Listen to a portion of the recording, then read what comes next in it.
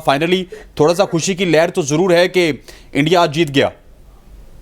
जी बिल्कुल, अगर इंडिया आज ना जीतता, अगर श्रीलंका जीत जाता तो फिर पाकिस्तान के चांसेस जो है वो तकरीबन ख़त्म ही हो जाते, क्योंकि फिर हमें बड़े मार्जिन से श्रीलंका को हराना था। लेकिन तारीफ करनी पड़ेगी इंडिया की, जिस तरह बैटिंग में ओपनिंग पार्टनरशिप थोड़ी अच्छी लगी, और फिर जैसे ही स्पिनर ने अटैक किया वेलालंगे और फिर जो दूसरे उनके स्पिनर थे, तो बिल्कुल इंडियन टीम जो है वो बिखर गई और पहली 4 विकेटें जो है उनका स्पिनर ले गया। और तारीफ करनी पड़ेगी जिस तरह उनकी स्पिनर ने बॉलिंग की, खास करके हसलंगे जो थे उन्होंने बहुत अच्छी बॉलिंग की। सिर्फ 9 ओवर में 18 रन दिए, और इन दोनों स्पिनर की अगर हम बात करें तो 19 ओवर में कोई 58 रन देकर उन्होंने 2 खिलाड़ी आउट किया। और फिर उसके बाद जब बारिश शुरू हुई श्रीलंका की, तो उनके स्पिनर भी आए। जैसे कल हमने देखा था इंडिया पाकिस्तान के मैच में, कोई एकतरफा सिचुएशन हमें नजर आई।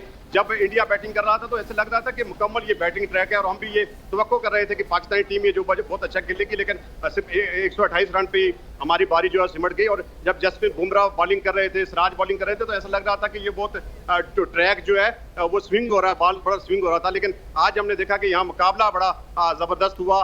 गो के श्रीलंका जो है वो हार गया, लेकिन फाइट उन्होंने अच्छी की। मेरे ख्याल में जो पार्टनरशिप लगी थी डिसिल्वा की और दूसरे जो उनके साथ दे रहे थे, अगर वो थोड़ी देर रुक जाते तो मेरे ख्याल में मैच का नतीजा जो वो कुछ और हो सकता था। लेकिन तारीफ करनी पड़ेगी इंडियन टीम की। औरंगजेब, ये बताएं कि आप जो है हमारी ट्रांसमिशन का हिस्सा हैं, हमारे साथ जुड़े रहते हैं।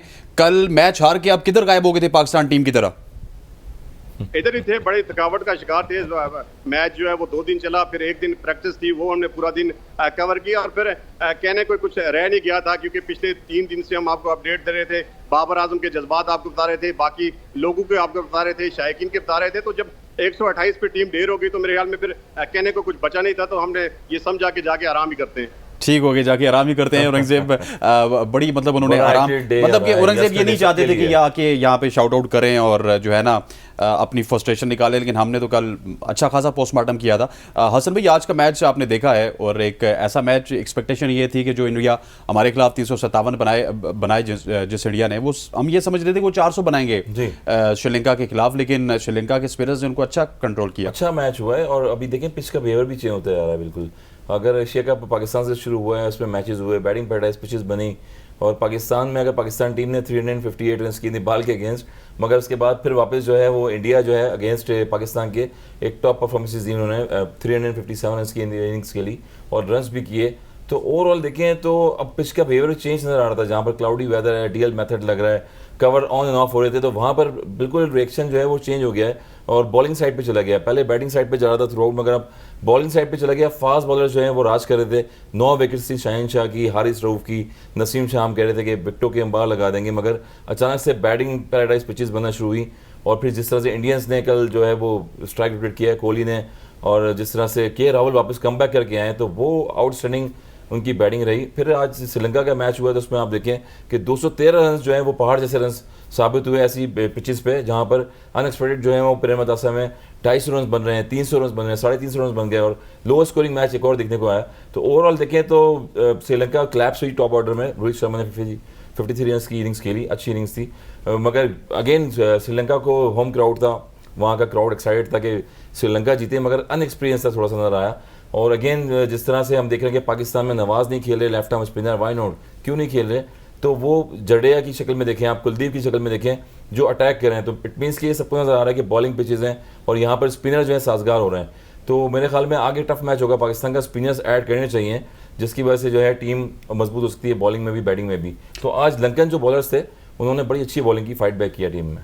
शुभमन गिल ने कल 50 की, फिर उसके साथ रोहित शर्मा ने 50 की, विराट कोहली सेंचुरी लगाने में कामयाब हुए और केएल राहुल सेंचुरी लगाने में कामयाब हुए। आज सिर्फ 50 आई है रोहित शर्मा की जानिब से, और पूरी इंडिया की अगर आप 11 खिलाड़ियों की बात करेंगे तो सिर्फ 5 खिलाड़ी ऐसे हैं जिन्होंने डबल फिगर तक गए और सिर्फ एक 50 है।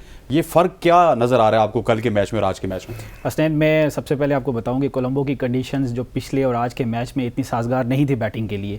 यहाँ पर क्रेडिट देना बनता है कि भारतीय बैट्समैनों ने बहुत ही अच्छी बारी खेली, दोनों ने, स्पेशली ओपनर्स ने जिन्होंने टोन सेट की और उसके बाद आके उसको कैरी किया विराट कोहली और केएल राहुल ने। और शायद पाकिस्तान की बॉलिंग भी शायद अंडर द बिलो बेल्ट रही, और उस किस्म की जिस तरह उनसे एक तवक्को की जा रही थी उस तरह उन्होंने कंडीशंस को यूटिलाइज नहीं किया। ऑल्दो हमने टॉस जीता और टॉस जीत के ये बड़ा सरप्राइजिंग डिसीजन था बाबर आजम का कि उन्होंने पहले बॉलिंग की, जबकि सब एक्सपर्ट्स कह रहे थे कि इनको बैटिंग करनी चाहिए थी।